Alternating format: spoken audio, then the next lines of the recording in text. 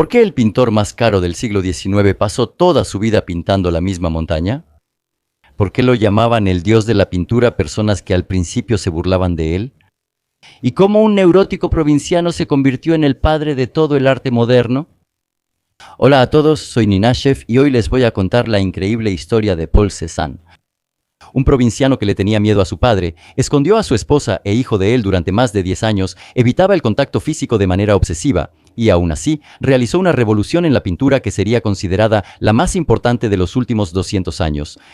Paul Cézanne nació el 19 de enero de 1839 en Aix-en-Provence, un pequeño y pintoresco pueblo en el sur de Francia, rodeado de vegetación y manzanos, desde cualquier punto del cual se podía ver la imponente masa de la montaña Sainte-Victoire. Este burgués y acomodado pueblo parecía haberse quedado detenido 50 años atrás y se negaba rotundamente a cambiar. No permitía el progreso, prohibiendo incluso el ferrocarril para no perturbar la tranquilidad de los burgueses vanidosos que vivían allí.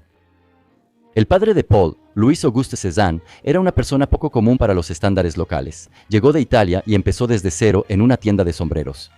Luego abrió su propio negocio y empezó a prestar dinero a los agricultores con intereses para que criaran conejos para el fieltro. Y pronto aprovechó la quiebra del único banco de la ciudad como una oportunidad y se convirtió en copropietario del banco Cézanne y Cavasol. Para cuando nació su hijo, ya era el hombre más rico de la ciudad y en 1853 compró la lujosa finca Jas de Buffon, que había sido la residencia del gobernador de Provenza y sería el futuro hogar de Cézanne. Sin embargo, la alta sociedad de Aix nunca lo aceptó. Lo consideraban un advenedizo grosero que irrumpió en la sociedad decente. El dinero era suficiente, pero su origen lo traicionaba.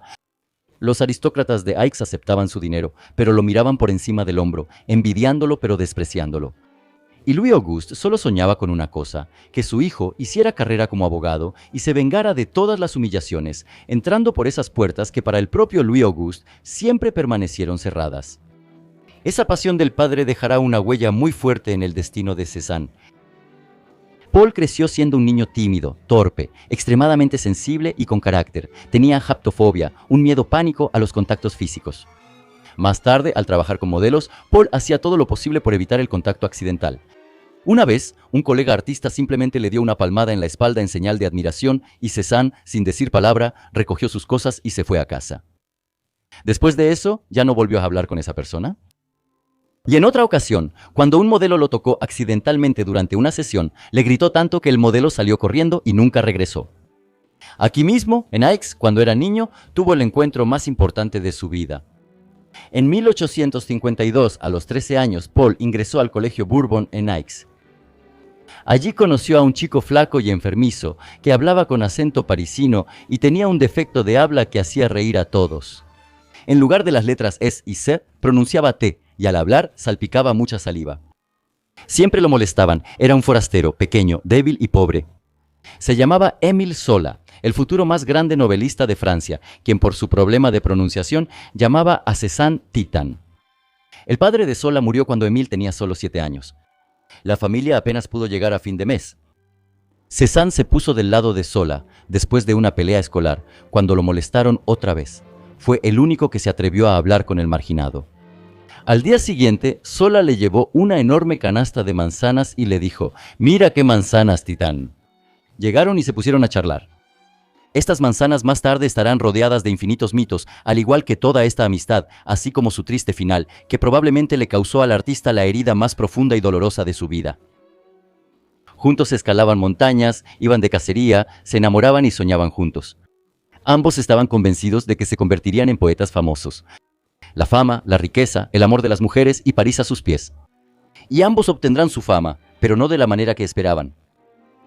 En el verano de 1858 estalló la tormenta. A Zola se le murió la abuela, quien mantenía toda la casa, y la madre de Zola se vio obligada a irse a París en busca de ayuda de los familiares, y pronto mandó llamar también a su hijo a París. Y los dos amigos inseparables tuvieron que separarse. Cézanne cayó en depresión. Su amigo ya estaba en París. Había dado el primer paso hacia su sueño y él todavía seguía en Provenza. El paraíso infantil terminó, comenzó la vida real, a veces doble. A los 18 años, Paul decidió convertirse en artista. Ya asistía a la Escuela Municipal de Dibujo del Museo de la Ciudad de Aix, dirigida por José Geber, el conservador del museo y un ferviente defensor del academicismo.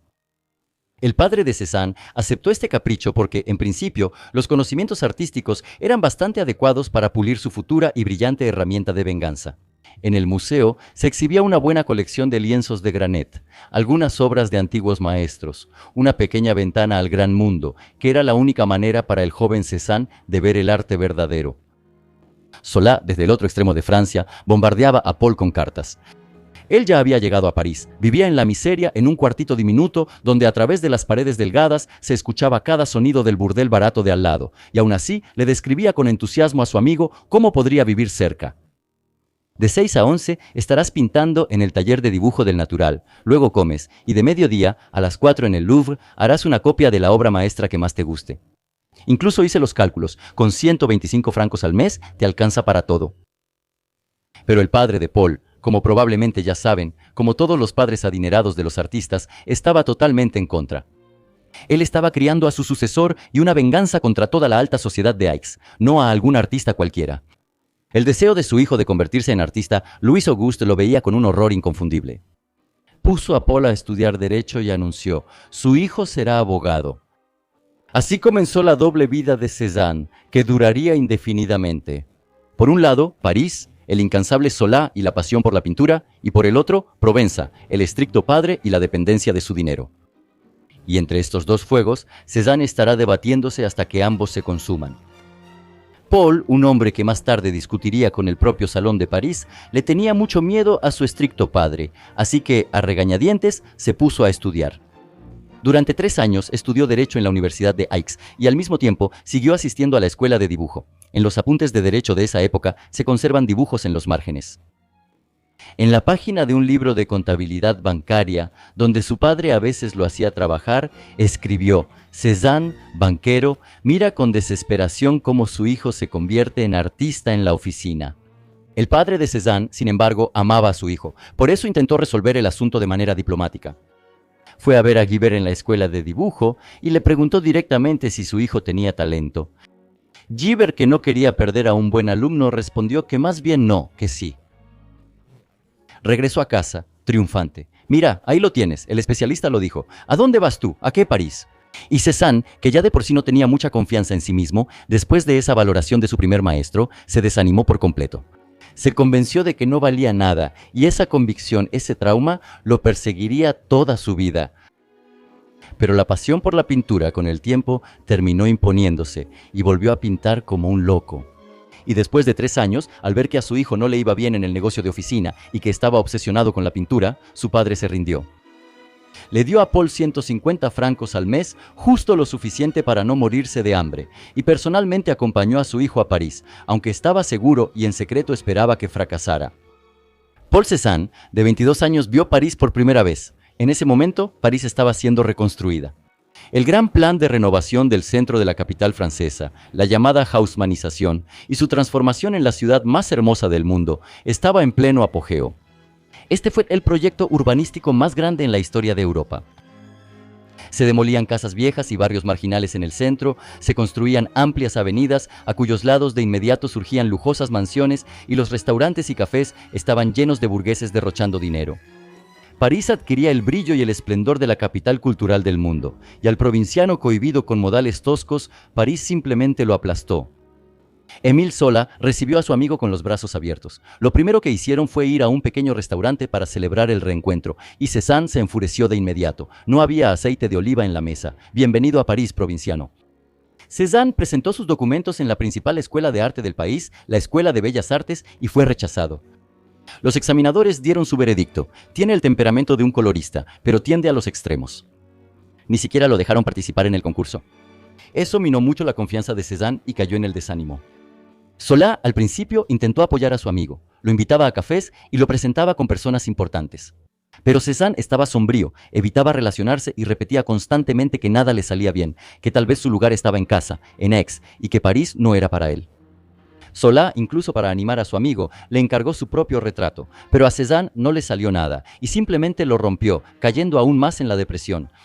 Al final, después de 5 meses, Cézanne empacó sus cosas y se fue a casa, a su querido y provinciano Aix, con su predecible familia. Luis Auguste recibió a su hijo con aire triunfante y de inmediato lo colocó como empleado en su banco. Cada mañana, él llegaba a la polvorienta oficina, escribía números y miraba por la ventana. Al poco tiempo, se dio cuenta de que se había rendido demasiado rápido. Él dibujaba a escondidas por las noches, salía del trabajo de repente y caminaba mucho, y pronto volvió a dibujar. Al final, el padre entendió que no podía detener a su hijo, y de mala gana aceptó darle otra oportunidad. Pero solo con una condición, que su hijo siguiera el camino académico, obtuviera una educación artística y se convirtiera en un verdadero artista, y no en todo eso.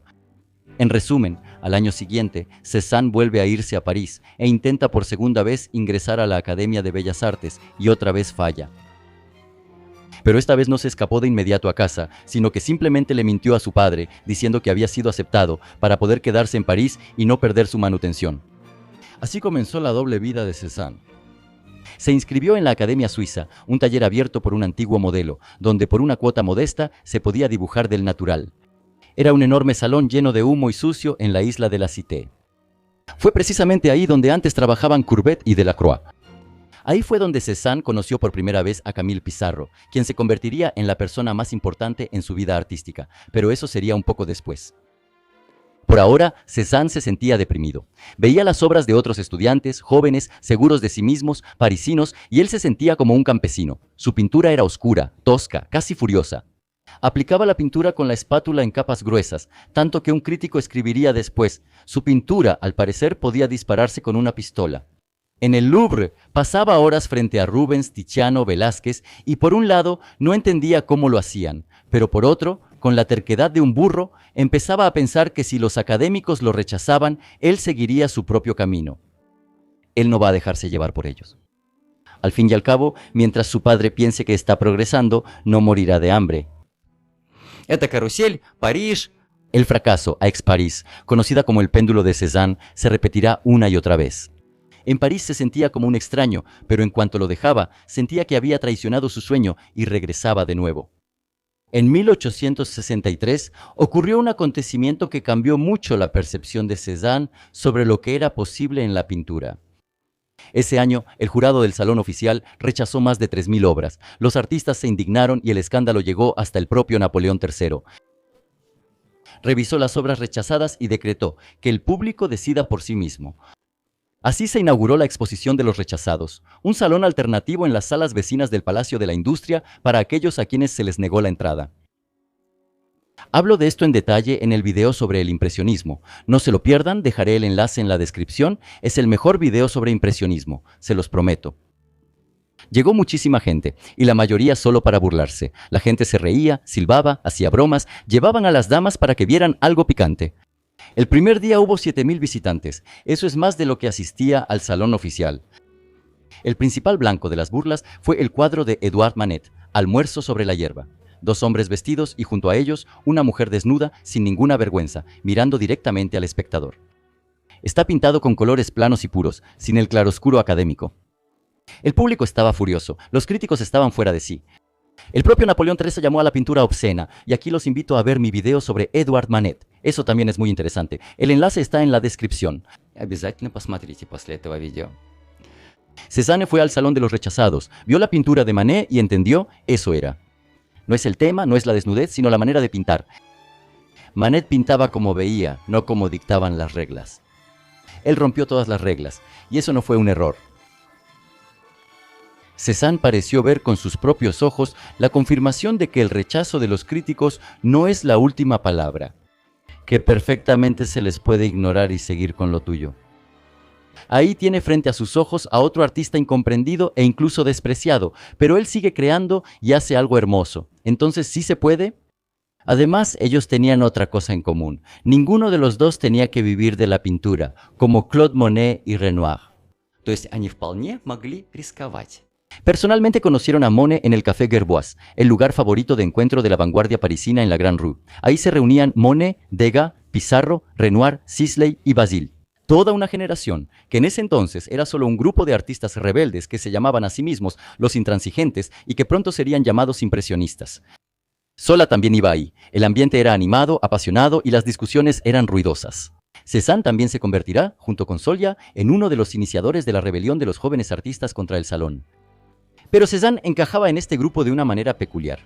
Él llegaba, saludaba a todos los presentes y les daba la mano, pero cuando llegaba ante Monet, pulcro, elegante, perfumado, con la barba rizada con tenazas, se detenía y, exagerando intencionalmente su acento provenzal, decía: «A usted, señor Monet, no le doy la mano porque llevo una semana sin bañarme». Luego se sentaba en una esquina, lejos de todos, guardaba silencio, a veces soltaba comentarios rudos y se iba, murmurando algo para sí mismo. Monet soportaba sus excentricidades con asombro y en parte con comprensión, los demás con curiosidad. Claude Monet recordaba después que Cézanne apenas cruzaba la puerta, con un movimiento característico de caderas, se subía los pantalones, abría la chaqueta, saludaba a todos y al encontrarse con Monet se quitaba el sombrero con especial ostentación. Todo ese ritual provocaba al mismo tiempo risa y desconcierto. Era una especie de reacción defensiva, una proyección del miedo interno ante la alta sociedad inculcado por su padre, quien nunca logró acceder a ella. Un provinciano entre los parisinos, un hombre sin educación académica entre artistas reconocidos, su rudeza era un escudo, detrás del cual se ocultaba esa misma inseguridad en sí mismo que no lo abandonaría en toda su vida y que se manifestaba en su carácter sombrío y tosco. En general era insoportable, más huraño que sociable, y por eso, en gran medida, solitario. El Salón de París, que en esencia era una exposición anual y feria de pintura, en esos tiempos era la máxima autoridad para los artistas y el único lugar en el mundo donde se podía obtener reconocimiento y comenzar una carrera. Todos los jóvenes artistas, incluidos los impresionistas, soñaban con participar en él. Solo el salón en ese entonces abría el camino hacia clientes adinerados, pero el problema era que el salón no podía tolerar nada nuevo. Nada de experimentos con la pintura, ninguna libertad. Todo debía ser estrictamente según los cánones del clasicismo. Temas bélicos o mitológicos, retratos y, en el peor de los casos, paisajes. Pero los paisajes y las naturalezas muertas se consideraban parte de la categoría más insignificante de la pintura. Y el jurado del salón, con una constancia inusual, rechazaba las obras de Cézanne año tras año, desde 1864 hasta 1882, cada vez. Los críticos que llegaban a ver sus obras no se contenían. Loco, bárbaro, pintor de brocha gorda. Uno escribió que Cézanne claramente sufría de delirio tremens. Otro sugirió que sus obras no estaban pintadas con pincel, sino con un trapo. El caricaturista Stock hizo parodias de sus cuadros en el periódico. Cézanne respondió públicamente: «Y это единственный раз, когда он дал публичный...» «Sí, estimado señor Stock, pinto mis cuadros como los veo, como los siento. Todos los demás también sienten y ven como yo, pero no se atreven. Yo sí me atrevo. Ríe mejor quien ríe al último». En 1866, él y Zola encabezaron la revuelta de los jóvenes artistas contra el Salón Oficial. Zola hizo una carrera fenomenal y a sus 25 años trabajaba en el periódico más popular de París, L'Événement, y además recibía un enorme salario de 500 francos al mes. El dueño del periódico creía que cualquier escándalo beneficiaba al periódico y siempre buscaba historias candentes. El Salón Oficial era implacable. Año tras año rechazaba las obras de artistas jóvenes y valientes. El jurado rechazaba las pinturas con solo ver el nombre del artista que tenían en su lista negra. Llegaba al punto de ser ridículo. Las pinturas firmadas con su propio nombre eran rechazadas, pero esas mismas pinturas firmadas con un seudónimo luego eran aprobadas. Émile Zola realizó una investigación y escribió un artículo en el que arremetió contra los ancianos anclados en el siglo pasado, quienes despedazan el arte y exhiben su cadáver desfigurado ante el público. Este artículo provocó un verdadero escándalo en París. Zola escribió otro artículo en el que ya elogiaba a los artistas del nuevo arte. Y el tercer artículo lo dedicó a elogiar a Edouard Manet, quien un año antes había exhibido su escandalosa Olimpia en el salón. Eso ya era demasiado, defender a ese trabajador Manet. El público parisino se indignó, amenazó con cancelar su suscripción al periódico y Zola tuvo que dar marcha atrás, pero lo principal ya estaba hecho. Por primera vez se escuchó una voz poderosa en defensa del nuevo arte. Y a partir de ese momento comenzará una erosión muy lenta, pero implacable, del viejo sistema, que pronto será arrasado por el impresionismo. Sin embargo, Zola nunca mencionó a Cézanne en sus artículos. Los historiadores del arte se preguntan por qué sucedió esto, por qué Zola, el defensor más ferviente de los innovadores, guardó silencio sobre su amigo, cuyo talento se volvía cada vez más evidente. ¿Quizá porque temía ser acusado de favoritismo? ¿O por la incomodidad, porque le quitó a Cézanne a la mujer, Gabriela Millet, de quien él se había enamorado y por quien incluso se afeitó toda la barba y el bigote? pero me inclino a pensar que era más una cuestión de rivalidad. Ya famoso, vivo, enérgico y popular, Solá miraba con superioridad a su amigo de la infancia, inseguro, tímido y desaliñado. Eso suele pasar con las personas que han salido de la pobreza. Los logros de sus seres más cercanos les duelen más que nada. A principios de 1869, Cézanne conoció en la Academia Suiza a Hortensia Fiquet, de 19 años. Ella era modelo y se ganaba la vida posando para los artistas. Rubia, de complexión robusta, tranquila, paciente, capaz de quedarse sentada sin moverse durante horas.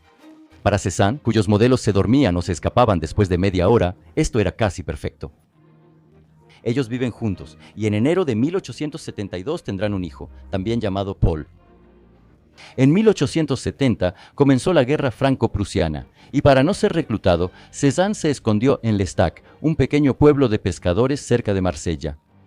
Así fue como Cézanne encontró su tercer lugar de inspiración, L'Estaque. Sus eternos vaivenes entre Aix y París se convirtieron en un triángulo. Mientras los críticos despreciaban a Cézanne y el público se reía, hubo una persona que siempre estuvo de su lado sin condiciones. Ese era Camille Pissarro, uno de los 7 futuros grandes impresionistas. Pissarro era 9 años mayor que Cézanne, sabio, bondadoso, paciente, de esas personas raras junto a las cuales incluso el carácter más explosivo y negativo se suaviza un poco. Él fue el primero en notar algo especial en las obras de Cézanne. Lo vi trabajar. Su pintura es notable por su fuerza y potencia. Si se queda aquí por un tiempo, sorprenderá a muchos artistas que se apresuraron a juzgarlo. Por esa época Cézanne se mudó a Auvers-sur-Oise, donde vivía Pissarro y donde 20 años después Van Gogh moriría en circunstancias extrañas. Vean más sobre esto en mi video sobre Van Gogh. Trabajaron juntos durante varios años. Esto fue la educación artística más importante, incluso diría formativa o determinante, en la vida de Cézanne. No fue la academia, ni el jurado, sino una persona concreta a su lado, quien pacientemente le explicaba: así es como debes observar la naturaleza, así es como se trabaja al aire libre, así es como se construye el espacio a través de la luz, a través de la línea. Fue precisamente bajo la influencia de Pissarro que la paleta de Cézanne comenzó a aclararse. Los tonos oscuros y sombríos de las primeras obras empezaron a desaparecer. Apareció la luz, esa misma luz provenzal que antes casi no estaba en sus cuadros y que pronto lo haría famoso. Los colores negros desaparecen y son reemplazados por colores puros, y ahora los objetos se separan entre sí no con sombras negras contrastantes, sino con la selección de colores contrastantes. Pissarro no intentó convertir a Cézanne en...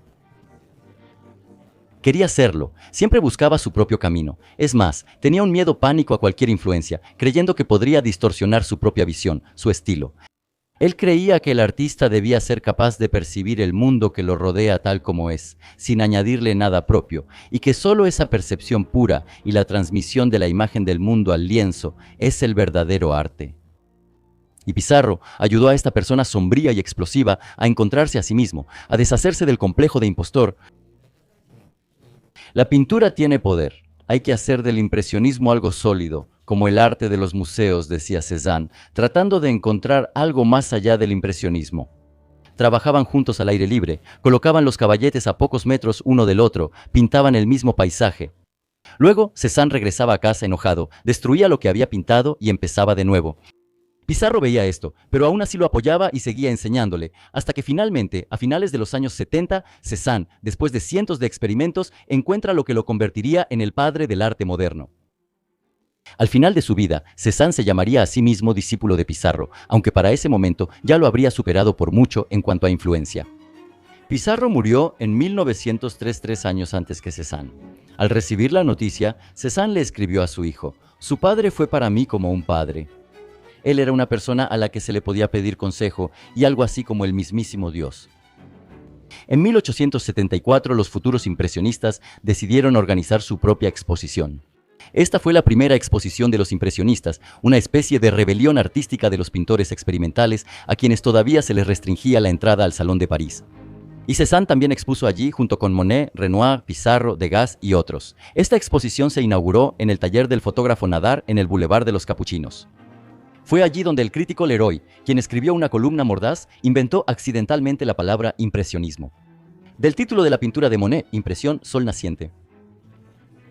Aunque fue dicho en tono burlón, el término se popularizó. Fueron precisamente las obras de Cézanne las que provocaron el rechazo más feroz en esta exposición.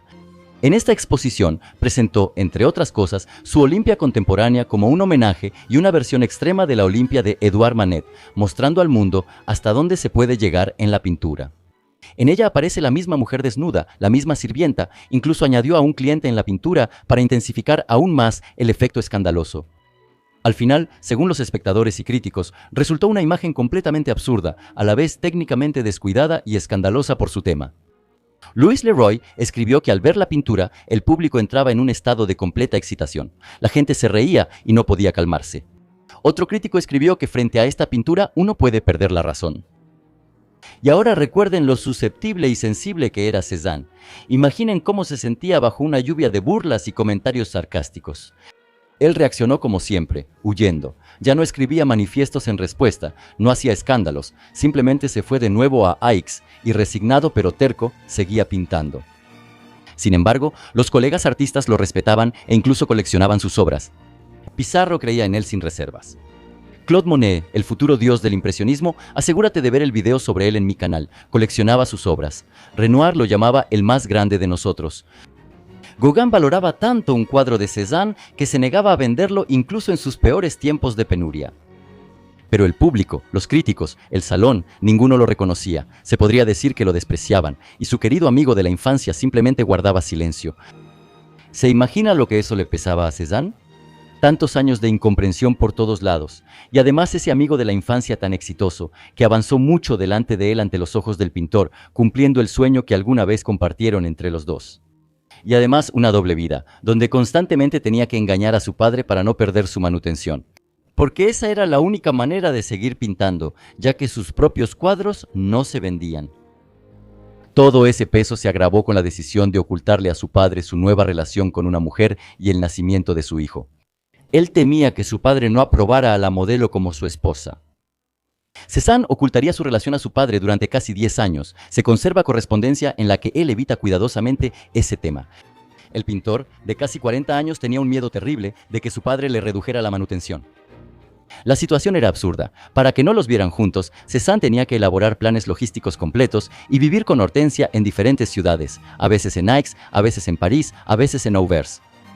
Cuando él iba a Aix, Hortensia se quedaba en París. Cuando él estaba en París, él evitaba cuidadosamente situaciones en las que la pudieran ver personas de su círculo de Aix. Pero las cartas que Hortensia o alguno de los amigos parisinos le enviaban a Cézanne en Aix corrían el riesgo de caer en manos del padre de Cézanne. Él tenía la costumbre de abrir las cartas de su hijo. Y adelantándome un poco, diré que en 1878 fue exactamente lo que sucedió. El padre interceptó una carta de Victor Jacquet. En la carta, Jacquet mencionó imprudentemente a la señora Cézanne y al pequeño Paul. El padre estaba en shock y exigió explicaciones. En respuesta, Cézanne mostró una astucia literalmente inhumana y contó la historia de que simplemente era una maníaca que lo perseguía y quería arruinar su reputación. Supuestamente es ella quien está difundiendo los rumores que Jacquet se creyó. Pero el padre de todos modos no le creyó y redujo la asignación de su hijo a 100 francos. Como eres soltero, con eso te basta. El pequeño Paul Jr. creció conociendo a su abuelo, pero el abuelo no sabía de su existencia. Hortensia vivía como amante secreta en habitaciones baratas alquiladas, mientras Paul fingía ser un hijo ejemplar en la rica finca. Hortensia no entendía la pintura, no le interesaba y prefería París al rincón perdido de la Provenza. Aún así, ella posó para él 30 veces. Fueron sesiones muy largas y muy silenciosas. Ella se quejaba con sus conocidos de que posar para Cézanne era lo más aburrido del mundo. Él podía pasar horas simplemente mirándola, sin dar ni una pincelada. Pero las manzanas en sus naturalezas muertas siempre se ven tan frescas, nunca se las come mientras trabaja. ¡Ay, esas manzanas! Y aquí es donde llegamos a lo más importante, al momento en que Cézanne ya había adquirido suficiente confianza y experiencia para empezar a formar su propio estilo e incluso su propia filosofía de la pintura. El academicismo, como ya les mencioné, exigía un solo punto de vista. El artista elegía la composición y pintaba todo el lienzo desde esa perspectiva. Lógico, verídico, como en la vida real. Cézanne empezó a hacerlo de otra manera, y su principal campo de entrenamiento fueron sus manzanas. Él se propuso encontrar una regularidad, la esencia misma, la estructura de la naturaleza, que al verla pudiera transmitir una sensación real y viva de ella. Él pintó decenas de naturalezas muertas con manzanas, y los expertos en arte todavía discuten por qué eligió precisamente estas frutas. Existe el mito de que las manzanas eran su respuesta sentimental a los recuerdos de la infancia. Recuerden cuando Solá, después de una pelea, le trajo manzanas y así comenzó su amistad. Pero eso, como siempre, son solo invenciones románticas. En realidad, el lugar mismo producía esas manzanas, estaban por todas partes. No pintarlas, no incluirlas en los bodegones era casi imposible. Y los bodegones siempre servían a los artistas como una especie de pintura de prueba, en la que perfeccionaban sus habilidades, la representación de objetos, los juegos de luz y sombra. Y para eso, lo mejor son los objetos del mismo tipo, justo como Claude Monet experimentaba con la Catedral de Rouen, los Salmiares y los Álamos. Comparando, poniendo una al lado de la otra las pinturas de objetos similares o incluso idénticos, se puede entender qué técnica resultó mejor.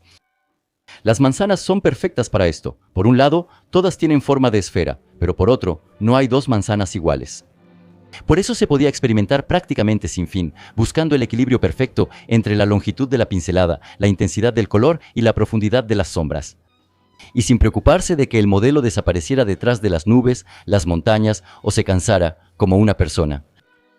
Paul Cézanne pintaba increíblemente despacio y de manera reflexiva. Donde un impresionista podía crear una obra terminada en una sola sesión al aire libre, Paul Cézanne podía regresar al mismo motivo durante semanas o incluso meses.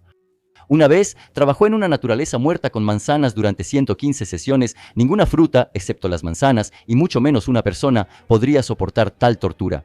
Incluso las manzanas empezaban a pudrirse, y al final Paul Cézanne tuvo que reemplazarlas por réplicas de cera. De esta manera, las famosas manzanas de Paul Cézanne fueron su campo de pruebas, víctimas silenciosas de sus experimentos inhumanos en busca de la técnica perfecta que pronto el mundo vería plasmada en otra de sus víctimas favoritas.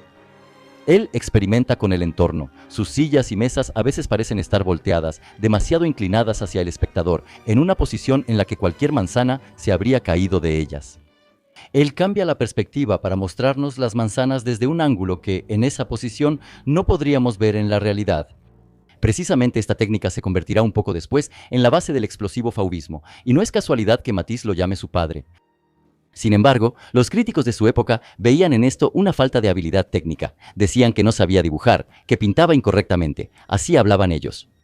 Pero Cézanne ya hacía mucho que había dejado de prestar atención a los críticos. No necesitaba demostrarle nada a nadie. No necesitaba vender sus cuadros. Su padre le daba suficiente dinero para vivir modestamente, y él mismo no era exigente. Por eso Cézanne hacía mucho que había dejado de enviar sus cuadros al salón. Temiendo las burlas, se volvió introvertido. Se sumergió por completo en su arte, en la tranquilidad de la provincia, lejos del bullicioso y ruidoso París, donde incluso los impresionistas más desesperados intentaban en vano llegar al público. ¿Qué podía hacer él, un pueblerino, con su visión de la pintura comprensible para una sola persona en el mundo? Cézanne, a diferencia de los impresionistas, que estaban fascinados por el juego de la luz, la minimización y la separación de las pinceladas y los reflejos, quería encontrar en la naturaleza algo sólido y eterno. Descubrir el significado oculto de la belleza, llegar hasta la estructura, absorberla y ser capaz de transmitirla con la pintura. Por eso trabajaba tan despacio. No solo copiaba lo que veía, primero reflexionaba sobre lo que observaba. Los modelos se quedaban dormidos durante el trabajo. Uno de ellos, un jardinero mayor llamado Bollier, contaba que durante todo el largo periodo en que trabajó en su retrato, Cézanne no dijo más de 20 palabras. Simplemente miraba, pensaba, daba unas cuantas pinceladas y volvía a mirar. Un día Pissarro fue a visitarlo. Había una manzana sobre la mesa, y Cézanne le pidió que no la tocara. Ya llevaba 3 meses trabajando en ella.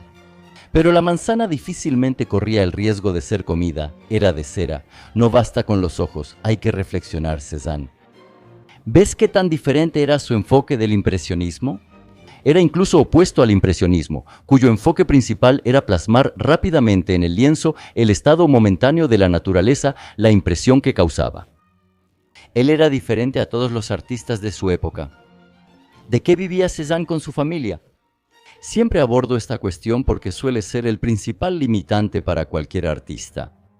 El mito romántico de que el artista debe ser pobre para poder crear es otra invención sentimental que contradice todo lo que sabemos sobre los artistas. Para poder crear, el artista ante todo debe ser libre, incluso de pensar si sus cuadros se venderán o no.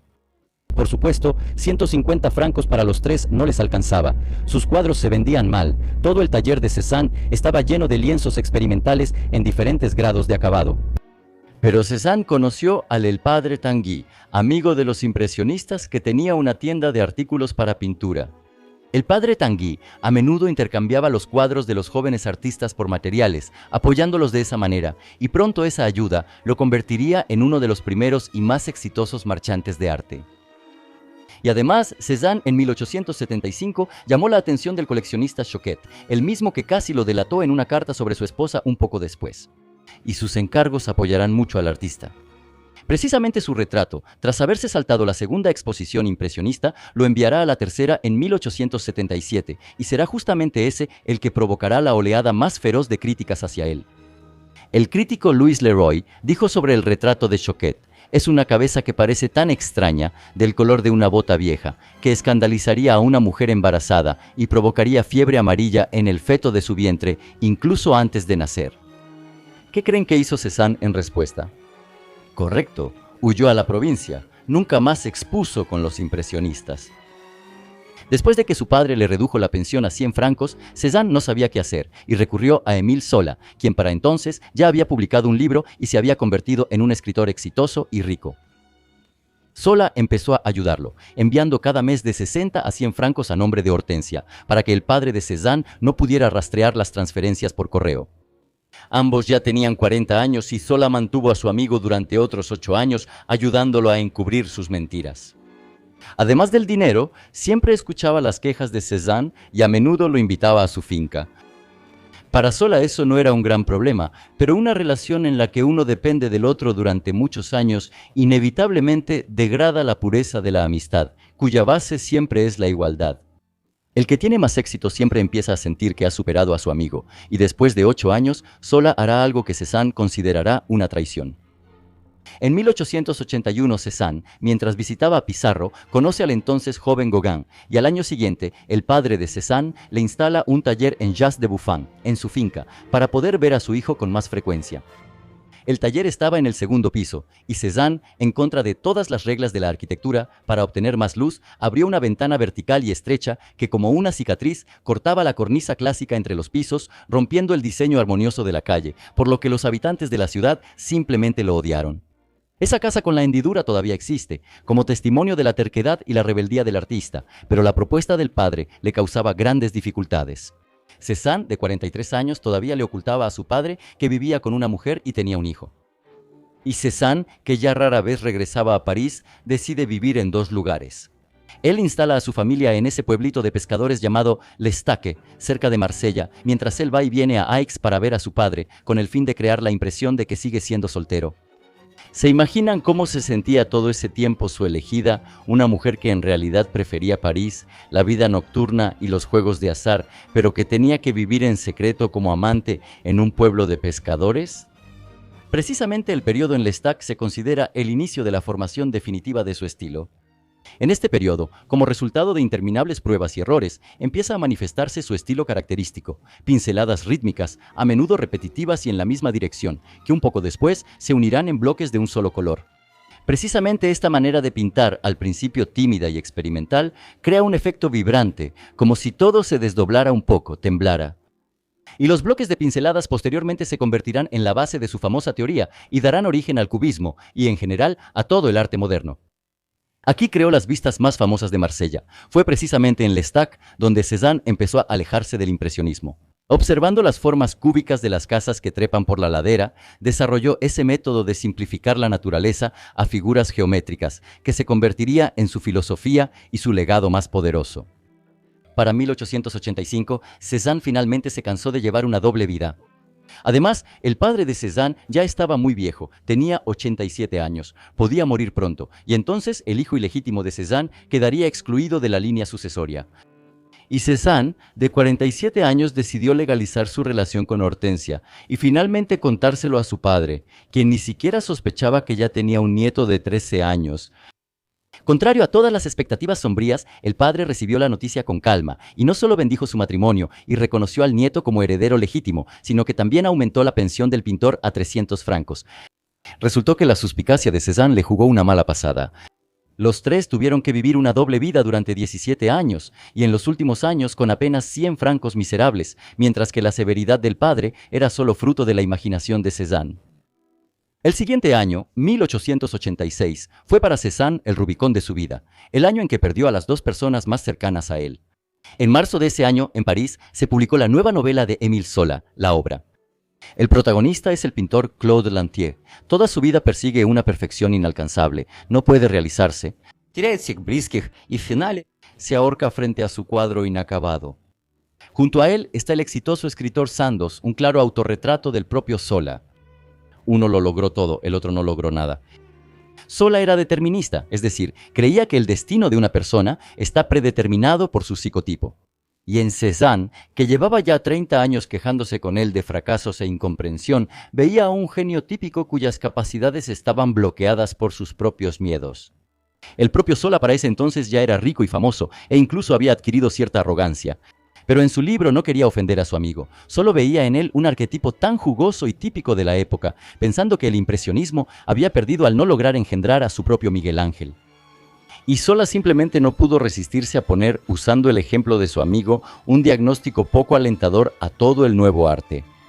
Él usó a sí mismo y a Cézanne como protagonistas, cuyas psicologías conocía muy bien, para demostrar que el arte había llegado a un callejón sin salida, sin siquiera sospechar que en ese mismo momento su amigo estaba haciendo una revolución en el arte. Y solo 6 años después, el impresionismo conquistará el mundo, y Claude Monet se volverá incluso más famoso que Miguel Ángel. Cézanne leyó la novela y se reconoció a sí mismo. Este libro fue un verdadero golpe en el punto más sensible del artista susceptible. Su amigo más antiguo y querido, prácticamente la única persona en el mundo en quien confiaba, lo consideraba un fracasado. Cézanne lo consideró una traición y rompió la relación. Nunca volverían a hablarse. Zola, por supuesto, desde su posición de superioridad, tampoco sería el primero en tender la mano. Ambos, hasta el final de sus vidas, se interesarán por el bienestar del otro a través de terceros, pero nunca más se pedirán verse, permitiendo que el orgullo se interponga entre ellos. Zola hasta el final de su vida nunca entenderá, o tal vez no lo admitirá ante sí mismo, que Cézanne ganó. Incluso años después de la ruptura, cuando el nombre de Cézanne empiece a resonar, él, tercamente sin admitir su error, seguirá llamando al campo una gran fuerza que no logró triunfar. Cuando en septiembre de 1902 le informaron a Cézanne, ya un pintor famoso, que Zola se había asfixiado en su departamento por una chimenea defectuosa, el pintor quedó conmocionado. Los testigos contaron que Cézanne se encerró en su taller y lloró ahí todo el día. A pesar de 16 años de silencio y resentimientos, le dijo a su jardinero: «He perdido a un hermano». Hasta el final de su vida, guardó las cartas de Zola como el recuerdo más preciado de su juventud, cuando aún eran inseparables. Y en el otoño de ese mismo año, cuando salió el libro de Zola, muere el padre de Cézanne. Otra pérdida, pero al mismo tiempo una enorme liberación. Después de la muerte de su padre, Cézanne recibió una herencia gigantesca de 400.000 francos, y eso lo cambió absolutamente todo, tanto en la vida del pintor como en la historia de la pintura. Y a partir de ese momento se volvió completamente libre. Ya no tenía que pensar en cómo mantener a su familia ni en cómo vender sus cuadros. Precisamente desde ese momento, en la vida del pintor comienza un periodo de máxima libertad creativa, libre de preocupaciones sobre los clientes y la reacción del público y los críticos. Ahora podía entregarse por completo al estudio de esa estructura secreta del mundo que lo rodea, algo que solo un verdadero artista puede comprender. Después de la muerte de su padre, Cézanne se estableció definitivamente en Provenza. La vida parisina, los cafés, las exposiciones y las discusiones entre artistas ya no le interesaban. Él iba a la montaña, a esa misma montaña Sainte-Victoire que él y Zola conquistaron por primera vez cuando eran niños. La montaña se convirtió en la segunda víctima y modelo de Cézanne después de las manzanas, pero mucho más monumental y esta vez completamente inmutable e infinitamente paciente. La montaña se convirtió en su modelo ideal, que sin quejarse ni gemir podía permanecer inmóvil todo el tiempo que fuera necesario, mientras Cézanne la analizaba. Se convirtió en el objeto más importante de su búsqueda, en una herramienta para perfeccionarse y buscar una técnica especial capaz de revelar la propia estructura de la naturaleza. La pintó más de 80 veces. En el arte hay dos tipos de repeticiones. Existe la repetición como un intento de repetir el éxito, cuando el artista, agotado, recurre a un éxito pasado e intenta desesperadamente repetirlo, como sucedió con los cuadrados negros de Malevich. Y existe la repetición del experimento, cuando el artista busca nuevas formas de autoexpresión, como sucedió con los almiares de Claude Monet o los cientos de retratos de María Teresa pintados por Picasso. Y Cézanne era de la vieja escuela. Él iba al mismo lugar, a la misma hora, y miraba durante mucho tiempo antes de tocar el lienzo con el pincel. Cada mañana se levantaba a las 4 de la mañana porque temía perderse la luz adecuada y salía a pintar al aire libre. Para las 10, cuando el sol ya estaba alto y la luz cambiaba bruscamente, dejaba de trabajar y se iba a casa. Por la tarde, a veces salía de nuevo a otro lugar con una luz diferente. Cuando le preguntaban por qué volvía tan seguido al mismo motivo, respondía con una frase que desconcierta a los expertos en arte, porque todavía no lo he entendido. Y ahora ustedes, estoy seguro, entienden por qué él respondía así.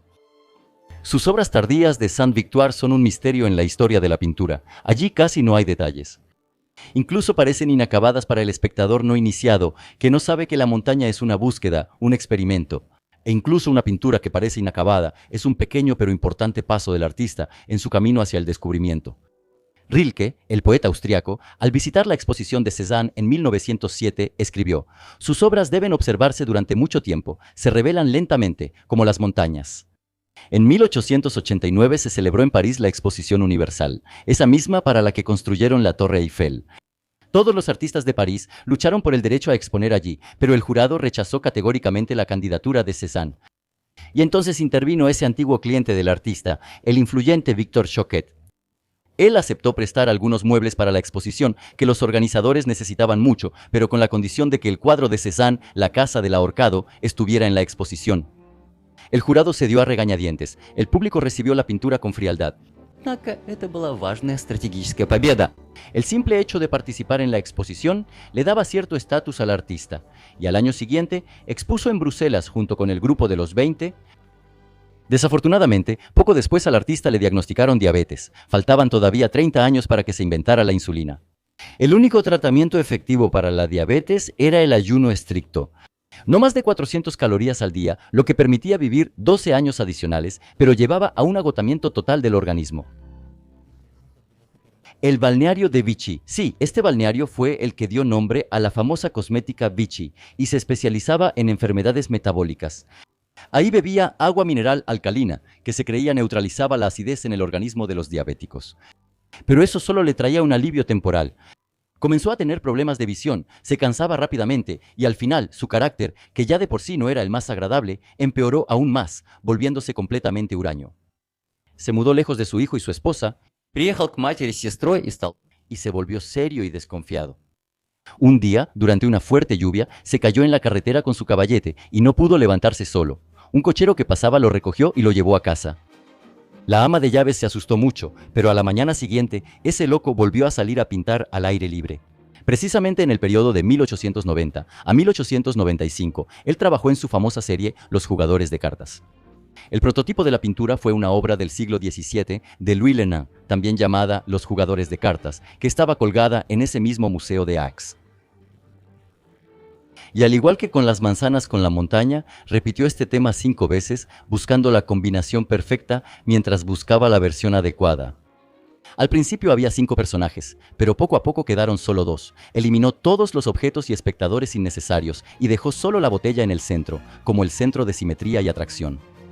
Una de las versiones de la pintura se vendió en 2011 en una subasta por la asombrosa cantidad de $250 millones y hasta ahora sigue siendo la tercera pintura más cara del mundo. Después de El Salvador del Mundo de Leonardo da Vinci, que cuesta 450 millones, y El Intercambio de Guillermo de Kooning, que cuesta 300 millones, y en 1895 ocurrió un evento que finalmente le trajo reconocimiento, aunque el propio Cézanne lo recibió con su habitual desconfianza. Él ya no esperaba nada ni del público, ni de los críticos, ni siquiera de sus amigos. Se había acostumbrado a que no lo entendieran y ya no tenía esperanzas de que lo comprendieran. El pintor simplemente se dedicaba a su pasión y producía una enorme cantidad de cuadros que guardaba para sí mismo. Así que, en 1895, un joven marchante de arte parisino, Ambroise Vollard, decidió organizar una exposición individual de Cézanne. El pintor ya tenía 56 años, nunca antes había tenido una exposición individual. Las exposiciones individuales eran, en general, algo sumamente raro. Normalmente se organizaban de manera póstuma y siempre representaban un gran riesgo para los organizadores. Por ejemplo, la primera exposición individual de Claude Monet se realizó 15 años antes de eso. На ней было выставлено всего 15 его работ. La segunda, Vollard expuso 150 obras de Cézanne. Aquí es necesario dar un poco de contexto. Literalmente, solo 3 años antes de eso se llevó a cabo la primera exposición de impresionistas en Estados Unidos, la cual empezó a quebrar la resistencia conservadora del público, que no aceptaba a los impresionistas durante 30 años. Al regresar de Estados Unidos, Paul Durand-Ruel, el marchante de arte de los impresionistas, trajo consigo el primer reconocimiento de las nuevas formas pictóricas. 30 años de arduo trabajo empezaron a dar sus frutos, y el público ya no era tan escéptico ante el nuevo arte, que en esos 30 años había envejecido bastante y había dado lugar a toda una camada de nuevas corrientes del postimpresionismo. Una nueva mirada al arte se estaba poniendo de moda. Y así, el sombrío y casi desconocido Cézanne se encontró en el centro de estas fuerzas en movimiento. Vollard contaba a él mismo cómo conseguía estos cuadros. Viajaba a Aix y sus alrededores, visitaba a jardineros, cocheros, tenderos, a quienes Cézanne regalaba o dejaba durante mucho tiempo sus obras. Vollard las compraba por centavos, por de 40 a 100 francos. Algunos cuadros fueron encontrados en cobertizos. Uno, dicen, servía de tapón en un gallinero. Cuando Vollard llegó hasta el propio Cézanne y le pidió obras para una exposición, él guardó silencio durante mucho tiempo. Luego se encogió de hombros. Tomen lo que quieran, de todos modos a nadie le importan. Y París se dividió. Su parte conservadora todavía siseaba y escupía, e incluso había personas que se paraban frente a la entrada de la exposición y disuadían a la gente de ver esa miseria. Pero por otro lado, los colegas artistas quedaron tan entusiasmados que la exposición se convirtió en un verdadero y rotundo éxito para Cézanne en los círculos profesionales. Pissarro fue a la exposición y lloró de alegría por su amigo, a quien finalmente se le reconoció. Monet, Degas y Renoir también asistieron. Los jóvenes artistas venían varias veces. Matisse, que en ese entonces era muy joven y no tenía mucho dinero, vio a las 3 bañistas y gastó todos sus ahorros para comprar ese cuadro. Él también sufría el mismo rechazo hacia su pintura. Él diría, si Cézanne tiene razón, entonces yo también tengo razón. Y yo sé que Cézanne no podía estar equivocado. Esta pintura Matisse no la venderá hasta su muerte. En 1936, él la regalará al Museo de la Ciudad de Marsella con una carta. Desde hace 37 años esta pintura me ha apoyado moralmente en los momentos críticos de mis búsquedas creativas. Las pinturas en la exposición se vendían todavía a un precio no muy alto, por 400.000 francos, pero ese ya era el precio real. La gente compraba sus pinturas, pagaban una cantidad considerable de dinero para poseer aquello en lo que él había invertido toda su vida y que ya ni siquiera tenía ganas de mostrarle al mundo. Este éxito fue una gran sorpresa para él, y la subasta de la colección de Victor Choquet, que tuvo lugar 4 años después, se convirtió en el verdadero triunfo de Cézanne. Ese fue el momento en que el mercado del arte reconoció oficialmente su valor. En la subasta se presentaron 32 obras de Cézanne. Los precios no solo aumentaron, sino que también sorprendieron a los contemporáneos, quienes hasta hace unos años consideraban estas pinturas como garabatos. La Casa del Ahorcado, ese mismo cuadro de la Exposición Universal de 1889, se vendió por 6.200 francos, la compró el conde Isaac de Camondo. Más tarde llegó al Louvre. La Sombra que se derrite, o paisajes similares, se vendían en promedio por 24.000 francos. Por 32 obras de Cézanne en esa subasta se recaudaron alrededor de 50.000 francos. Por esa cantidad se podían comprar 23 casas decentes en la provincia, o una casa muy buena en un suburbio cercano de París. El salario anual de un médico era de 15.000 francos. Fue un éxito rotundo. En 1900 fue incluido en la exposición de la Exposición Universal de París. En 1904 se realizó una gran retrospectiva en el Salón de Otoño, toda una sala solo con sus obras. Y en 1906 otra gran exposición. Los críticos que se reían de él hace 20 años ahora escribían sobre él como un clásico viviente. En 1904 formuló sus famosas tesis sobre la teoría del arte. Ese mismo conocimiento sobre la estructura de la naturaleza que él buscó durante tanto tiempo en las manzanas y la montaña. Escribió un ensayo en el que afirmaba que en la base de cualquier objeto complejo de la naturaleza hay formas simples. Hay que interpretar la naturaleza a través del cilindro, la esfera y el cono, escribió él. El tronco de un árbol es un cilindro, la cabeza de una persona o una manzana es una esfera. Una montaña o un arbusto desde lejos es un cono. Este análisis será la base del cubismo. Lo retomarán Braque y Picasso, Kandinsky y Malevich. Él es quien finalmente creará el arte moderno tal como lo conocemos hoy en día. Él proclamará la pintura no solo como un medio para representar la realidad, sino como una forma de analizar y descomponer los objetos en partes simples. La teoría de Cézanne se convertirá en la base de todas las demás teorías de la pintura. Picasso dirá, Cézanne es el padre de todos nosotros. Braque, Derain, Kandinsky, todos ellos dirán que vieron a Cézanne y entendieron que el arte se puede hacer de otra manera. que una pintura no es un espejo del mundo real, sino un objeto independiente con sus propias leyes. Los jóvenes artistas iban especialmente a Aix para ver cómo trabajaba él, para escuchar aunque fuera una palabra. ¿Y qué hay de Cézanne mismo? Vivía en Aix, salía a hacer estudios cada mañana. Al enterarse de su éxito, estaba más desconcertado que contento. ¿Por qué de repente, si yo pintaba igual que siempre? El éxito que de repente cayó sobre él más bien lo molestó. No entendía cómo era posible. Él no había cambiado nada. ¿Acaso toda la gente del planeta abrió los ojos de repente? ¿Dónde estaban antes, cuando miraban los mismos cuadros y los llenaban de burlas? Su suspicacia y sus problemas de salud empezaron a fortalecer su opinión de que esto era una especie de conspiración o burla. A menudo repetía: quieren apoderarse de mí. Tenía miedo de que el éxito le quitara la libertad y la posibilidad de trabajar tranquilamente en soledad. Cuando en las subastas los precios de sus cuadros se dispararon, él seguía vistiéndose como un viejo campesino provenzal, con un saco gastado y una camisa sencilla, manchado de pintura y con zapatos gastados. El 15 de octubre de 1906, Cézanne salió, como de costumbre, a pintar un paisaje. Comenzó un aguacero, pero él siguió trabajando bajo la lluvia durante varias horas, hasta que lo encontraron inconsciente en el camino. Lo llevaron a casa. Una semana después, el 22 de octubre de 1906, murió de neumonía. Tenía 67 años. Un año después, el Salón de Otoño le dedicó una exposición conmemorativa, 56 pinturas y 7 acuarelas.